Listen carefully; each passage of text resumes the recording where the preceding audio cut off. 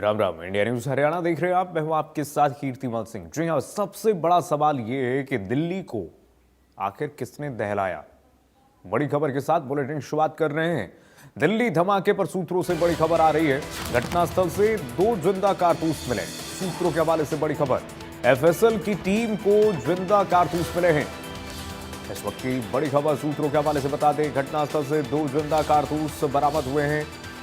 FSL की team पहुंची थी मौके पर और उसने जब जांच की है दिल्ली धमाके पर, जो सूत्रों के हवाले से इस वक्त की बड़ी खबर आ रही है, घटनास्थल से 2 जिंदा कारतूस बरामद हुए हैं। ये बड़ी खबर आपको बता रहे हैं। दिल्ली धमाके पर सूत्रों से बड़ी खबर, I-20 कार में जो धमाका हुआ था लाल किले से 300 मीटर की दूरी पर, उस धमाके वाली जगह से एफएसएल की टीम को जिंदा कारतूस मिले हैं। सूत्रों के हवाले से इस वक्त की बड़ी खबर, जानकारी आपको दे रहे हैं। घटनास्थल से 2 जिंदा कारतूस मिले। आनंदवान में एफएसएल की टीम, दिल्ली पुलिस की स्पेशल टीम और स्पेशल सेल वहां पर मौके पर पहुंचे थे। एनएसजी कमांडोज भी पहुंचे थे, एनएसजी की टीम भी पहुंची थी। जांच चल रही थी, कई टीमें यहां पर पहुंच गई और एफएसएल की टीम को बड़ी सफलता मिली है। जिंदा कारतूस यहां से बरामद किया गया है। सूत्रों के हवाले से बड़ी खबर, दिल्ली में धमाके वाली जगह से जिंदा कारतूस बरामद हुआ। आइए एक और बड़ी खबर इस बीच आ रही है। दिल्ली कार धमाके पर सूत्रों से एक और बड़ी खबर, यह आत्मघाती हमला नहीं था। सूत्रों के हवाले से एक और बड़ी खबर आपको बता रहे हैं। संदिग्ध ने घबराहट और जल्दबाजी में ब्लास्ट किया। पूरी तरह से बम तैयार नहीं हुआ था। छापेमारी से पैनिक में था संदिग्ध, जिसकी सुगबुगाहट थी। सूत्रों के हवाले से बड़ी खबर आपको बता रहे हैं कि एक्ट ऑफ डेस्परेशन है ये, और डेस्परेशन में इस तरीके से किया गया। छापेमारी से लगातार छापेमारी हो रही थी, तो इसने सोचा कि मेरे दोस्तों तक अगर टीम पहुंच गई है तो मुझ तक भी पहुंच जाएगी, और उससे पहले एक्ट ऑफ डेस्परेशन में इस तरीके का धमाका हुआ है। यह आत्मघाती हमला नहीं था। इस वक्त की जो जानकारी मिल रही है सूत्रों के हवाले से, संदिग्ध ने घबराहट में और जल्दबाजी में यह कृत्य किया। आगे बढ़ेंगे। दिल्ली धमाके पर सूत्रों से एक और बड़ी खबर आ गई है। धमाके वाली जगह से विस्फोटक के सैंपल मिले हैं। एफएसएल की टीम को 2 तरह के सैंपल मिले हैं। पहला सैंपल अमोनियम नाइट्रेट जैसा बताया जा रहा है। दूसरा सैंपल जिसकी जांच चल रही है, उसके बाद खुलासा होगा। सूत्रों के हवाले से इस वक्त की जो अहम खबर आपको दे रहे हैं, अमोनियम नाइट्रेट जैसे पदार्थ का, केमिकल का भी यहां पर प्रयोग किया गया था। एक और बड़ी खबर, दिल्ली में धमाके के बाद हरियाणा में अलर्ट जारी कर दिया गया है। लगातार चेकिंग अभियान पुलिस चला रही है। दिल्ली बॉर्डर इलाकों में सर्च ऑपरेशन, सघन चेकिंग अभियान जारी। गुरुग्राम के रहने वाले सलमान की कार I-20 थी। अब तक गुरुग्राम से 3 गिरफ्तारियां हुई हैं इस मामले में, और दिल्ली एनसीआर में इस वक्त हाई अलर्ट, रेड अलर्ट जारी कर दिया गया है। हरियाणा में इस वक्त डीजीपी के निर्देश पर सघन चेकिंग अभियान विशेषकर दिल्ली एनसीआर के लगे हुए बॉर्डर पर इस वक्त चलाया जा रहा है।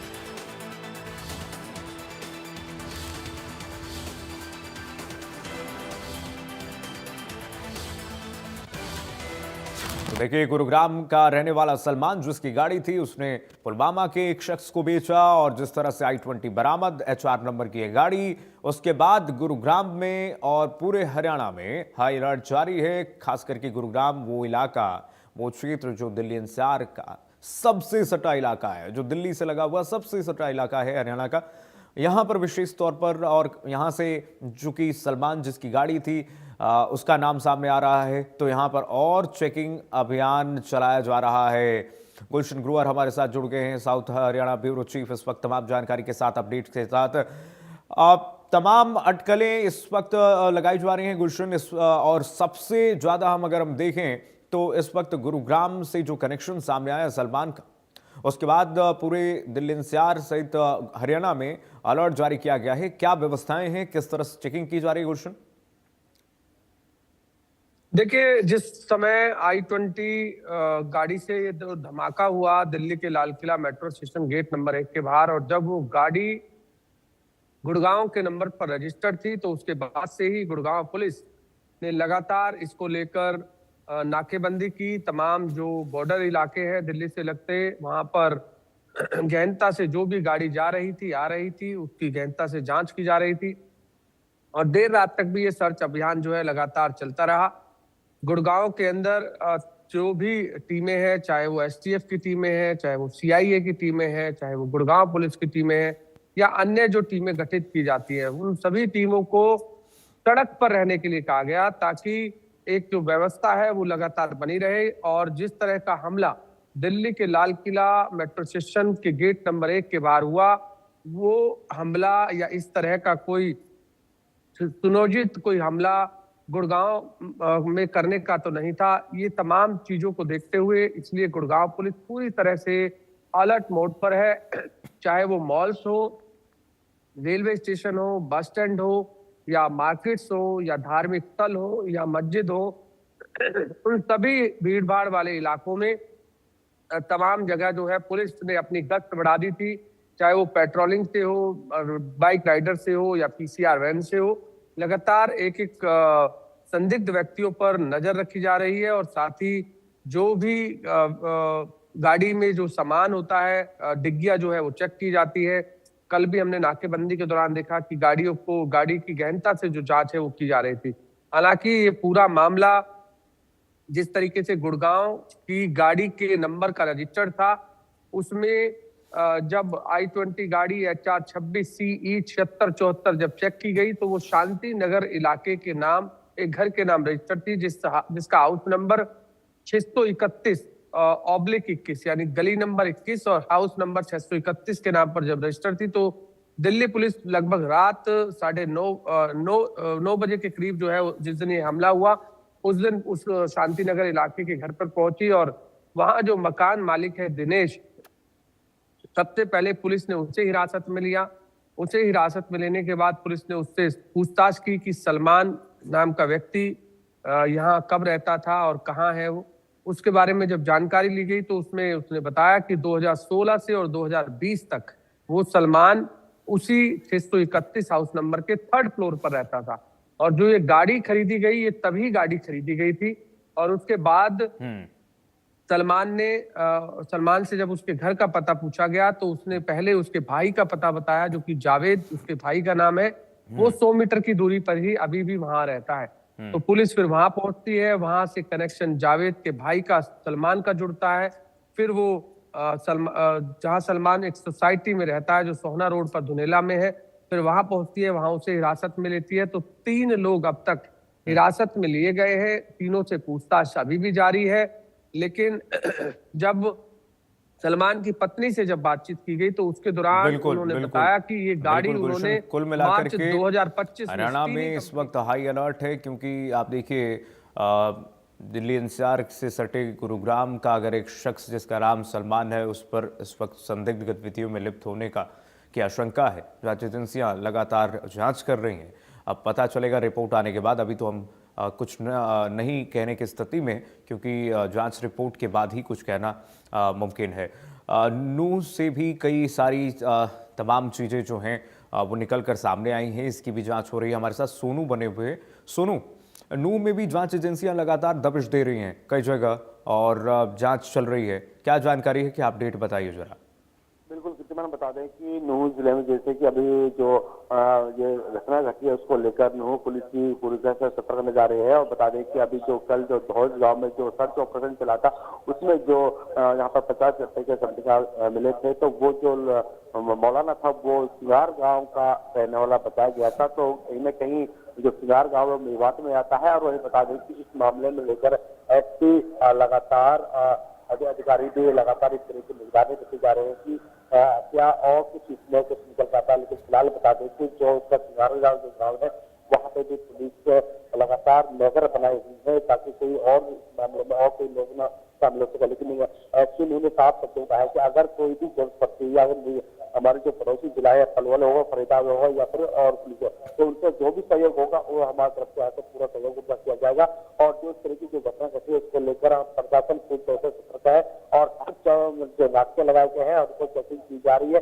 तमाम जो बता दें कि जो सीमा है 2018 की जो सीमा लगती है उसमें भी चेकिंग बढ़ा दी गई है। हर व्हीकल को बारीकी से चेक किया जा रहा है। अभी फिलहाल बता दें कि जो रात का समय है, रात में सभी ड्यूटी लगाई गई है, सभी नाकों और चौकी थानों की सभी की ड्यूटी लगाई गई है। लेकिन फिलहाल बता दें कि जैसे मामला सामने आया तो उसको लेकर नूह पुलिस पूरी तरह से सतर्क नजर आ रही है। जी बिल्कुल सोनू, और बहुत जल्द आशा है कि जांच एजेंसियां तय तक पहुंच जाएंगी और जो भी दोषी होगा, जैसा कि प्रधानमंत्री, गृह मंत्री और तमाम कैबिनेट मंत्री कह रहे हैं कि उनको बख्शा नहीं जाएगा। और जल्द से जल्द रक्षा मंत्री ने भी ये कहा कि इस पर कार्रवाई होगी, कड़ी एक्शन, कड़ी कार्रवाई और कड़ा एक्शन लिया जाएगा। सोनू, बहुत शुक्रिया आपका तमाम जानकारी साझा करने के लिए।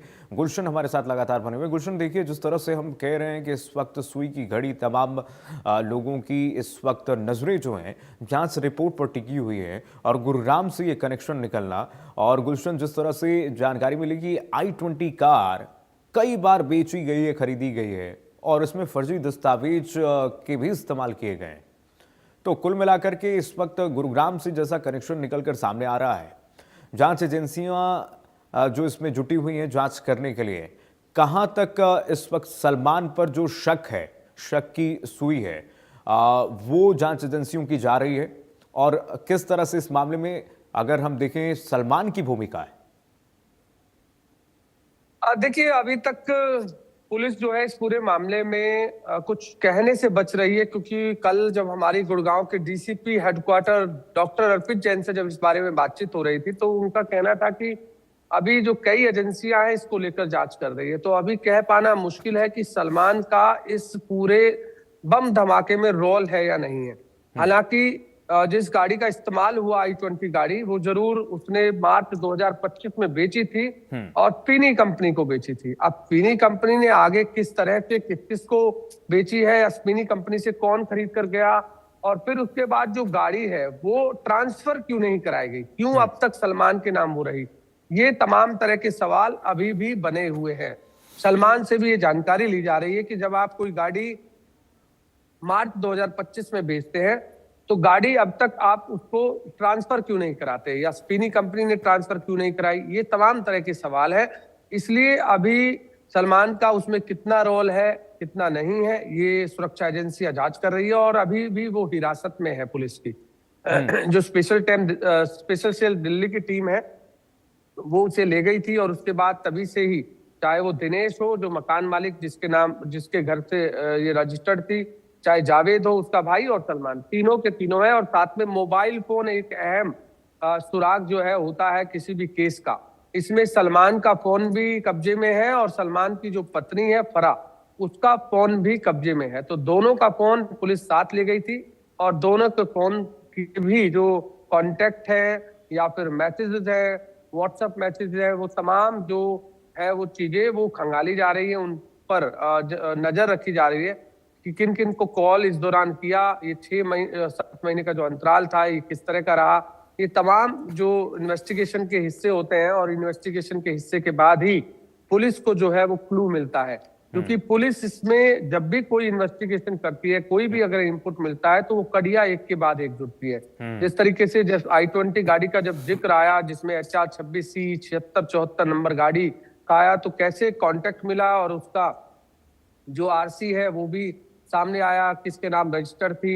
अब सलमान का इन लोगों से क्या संबंध है जिन्होंने ये धमाका किया, चाहे जिस तरह डॉक्टर उमर का इसमें जिक्र आ रहा था, या फिर इससे पहले देविंदर को वो गाड़ी बेची गई थी उसका क्या जिक्र था, देविंदर ने आखिर वो अंबाला में किसी एक नदीम को बेची, फिर वो पुलवामा तक पहुंची। ये तमाम कनेक्शन जो है एक एक कड़िया जब जुड़ेंगी तभी ये साफ हो पाएगा। लेकिन इस पर आपने भी कहा कि चाहे वो गृह मंत्री अमित शाह हो, चाहे देश के प्रधानमंत्री हो, चाहे वो रक्षा मंत्री राजनाथ सिंह हो, वो साफ तौर से ये कह दिया गया है कि जिस भी षड्यंत्रकारी ने ये पूरी घटना रची उसे है, बख्शा नहीं जाएगा।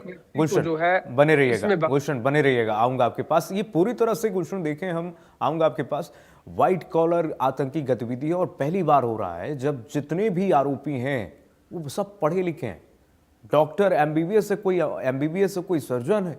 इस तरीके का व्हाइट कॉलर आतंकी गतिविधि अगर देश में उत्पन्न हो रहा है, बहुत संवेदनशील मामला है। हमारे साथ ऋषि जुड़े हुए हैं पलवल से।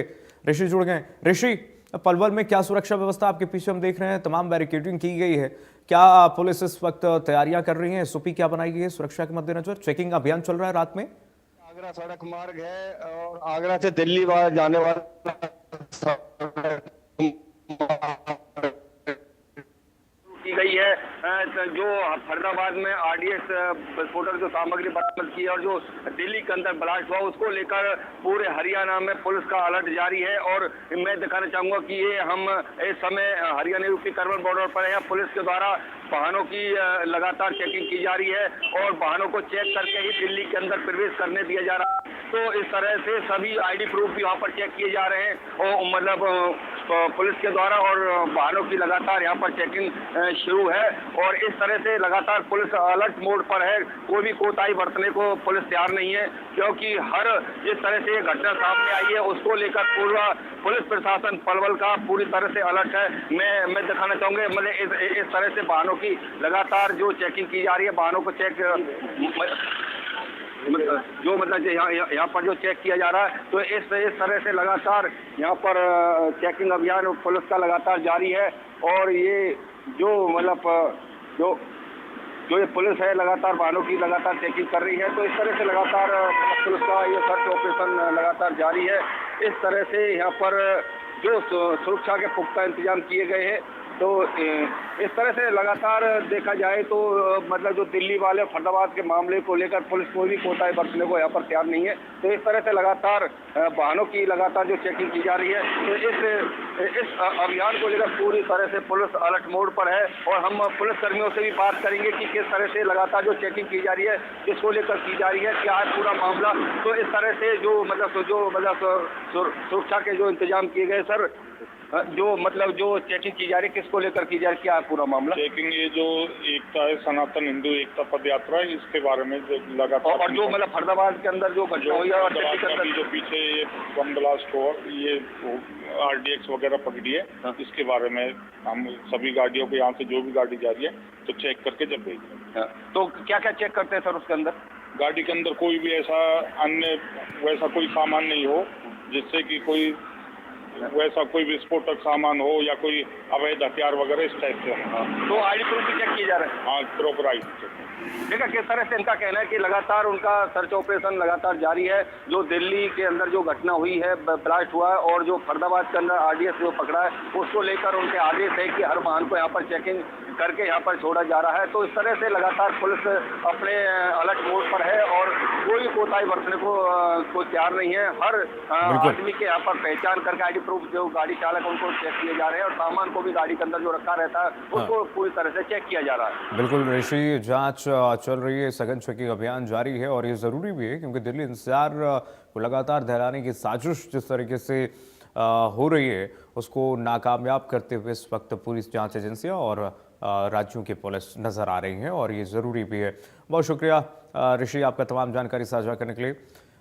गुलशन का रुख करते हैं एक बार फिर से। गुलशन, अगर हम इस ट्रेल को अगर देखें गुलशन, कि ये i20 कार चूंकि सलमान की थी जिस पर इस वक्त शक है और लगातार जांच एजेंसियां उससे पूछताछ कर रही हैं, ये i20 कार आती है, 3 घंटे जानकारी मिल रही है कि पार्किंग में खड़ी होती है, उसके बाद वहां पहुंचती है जहां पर यह हमला, जहां पर एक तरीके से ब्लास्ट होता है लाल किले से 300 मीटर की दूरी पर। तो इस ट्रेल का पता चल पाया है कि कहां से i20 कार चली थी? कुछ पुष्टि हो पाई है? देखिए, बिल्कुल जिस तरीके से बदरपुर बॉर्डर की जो पहली तस्वीर आई है कि जब बदरपुर बॉर्डर को वो पार करती है टॉल को, और वो तस्वीर साफ तौर से सबके सामने है कि आगे बॉनेट जो है वो बॉनेट भी मात्र खुला हुआ होता है। ऐसा भी पुलिस की जांच में सामने आया कि जो भी विस्फोटक है वो शायद बोनट के अंदर जो है वो रखा हुआ है।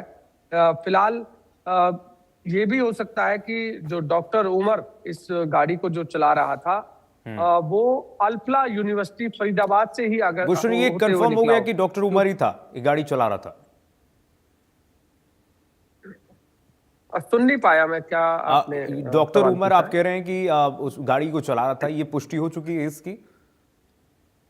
देखिए, गाड़ी में जो नजर आ रहा है, ऐसा जरूर कहा जा रहा है कि डॉक्टर उमर जो है वो जो हम शक्ल जो है वो साफ तौर से वो अभी तक लग रही है। हाँ। क्योंकि जहां पर जो अल्फला यूनिवर्सिटी है उसके आसपास जो ध्वज है, जो ध्वज इन्होंने जो केंद्र बना रखा है, क्योंकि जिस तरह व्हाइट कॉलर की आपने बात की, क्योंकि व्हाइट कॉलर एक ऐसा प्रोफेशन है कि जब कोई भी डॉक्टर होता है तो उसे कोई रोक टोक नहीं करता है। बिल्कुल, क्योंकि और पढ़े लिखे शिक्षा लोग। का केंद्र जो है वो जो अल्फला यूनिवर्सिटी को बनाया गया, और वो मकान इन्होंने चुने जो ध्वज में, जहां पर कोई रोक टोक ना हो। क्योंकि अक्सर जब हम कोई भी मकान रेंट पर लेते हैं तो वहां पर मकान मालिक जो है किसी तरह का रोक टोक भी कर सकता है या किसी भी तरह के सवाल पूछ सकता है। तो इन्होंने उस मकान को पहले चुना कि जहां पर किसी तरह की रोक टोक ना हो, जहां केवल हम कभी भी आ जा सकें, कोई भी विस्फोटक पदार्थ जो है वहां पर रख सकें। इस तरह विस्फोटक पदार्थ काफी संख्या में जो बरामद है वो हुआ भी है, और ऐसे मकानों से हुआ है जहां आप सोच भी नहीं सकते कि इन मकानों में इस तरह की गतिविधियां चल रही होंगी। बेशक जो अभी तक की जानकारी के अनुसार जनवरी 2025 से इस पूरे मसले की प्लानिंग चल रही थी। तो यानी एक लंबा अंतराल 11 महीने का हो सकता है कि जिस तरह नवंबर में ये पूरा घटना हुआ, और इस मसले को 26/11 मुंबई हमले से भी जोड़कर चल रहे हैं, क्योंकि उस समय भी नवंबर में ही ये हमला हुआ था। और एक बड़ा हमला करने की जो साजिश है वो रची गई थी, चाहे वो किसी धार्मिक स्थल पर रचने की साजिश थी, या किसी रेलवे स्टेशन पर थी, या बस स्टैंड थी, या फिर जो वो जगह जहां पर सबसे भीड़ भाड़ वाले इलाके थे। जिस तरीके से अब लाल किला जो चुना गया और 3 घंटे तक गाड़ी को पार्किंग में रखा गया, तो ये साफ तौर से पहले से ही ये प्लानिंग थी। और हो सकता है जिस तरह की अभी ये जानकारी दे रहे हैं कि जो डॉक्टर उमर है, प्लानिंग कुछ और थी, लेकिन अब जो प्लानिंग है वो पहले जिस प्लानिंग को रचने की वो साजिश रच रहे थे उसमें वो विफल साबित हो रहे थे। इसलिए जो है ये सुसाइड इस हमले को कह रहे हैं कि उसने खुद जो है इस हमले को ऐसा चुना कि ताकि अब क्योंकि उसको लगा कि अब वो बच नहीं पाएगा। हाँ, क्योंकि हो सकता है तमाम उसे जो लगा हो कि एजेंसियां हैं, जांच एजेंसियां वो मेरे जांच कर दोस्तों रही तक थी। पहुंच गई हैं, मुझ तक भी पहुंच जाएंगी। बिल्कुल, जरूर ये उसको ये जानकारी मिल गई थी, क्योंकि कई सुरक्षा एजेंसियां इस पूरे मसले में जांच कर रही थी। जम्मू हाँ। कश्मीर से लेकर इस तरह हरियाणा, तमाम यूपी, फरीदाबाद, तमाम पुलिस जो है वो लगी हुई थी। और 15 दिन से, जिस तरह पहले दिन जब फरीदाबाद पुलिस कमिश्नर ने बताया था कि 15 दिन से लगातार जो भी जम्मू कश्मीर से जुड़े तमाम जो लोग हैं उनकी इन्वेस्टिगेशन हम लोग कर रहे थे, और इस मसले का पहले से इनपुट जरूर मिल चुका था सुरक्षा एजेंसियों को, मिल खुफिया चुका एजेंसियों था, को। तभी हम कह रहे हैं गुलशन कि ये हो सकता है कि एक्ट ऑफ डेस्परेशन है। गुलशन, बहुत शुक्रिया आपका तमाम जानकारी साझा करने के लिए। जांच एजेंसियों की रिपोर्ट पर इस वक्त सबकी निगाहें हैं। रिपोर्ट आने दीजिए, क्लियर होगा, उसके बाद कार्रवाई होगी। आगे बढ़ेंगे। एक और बड़ी खबर इस बीच बताते हैं, दिल्ली ब्लास्ट के बाद पीएम ने सीसी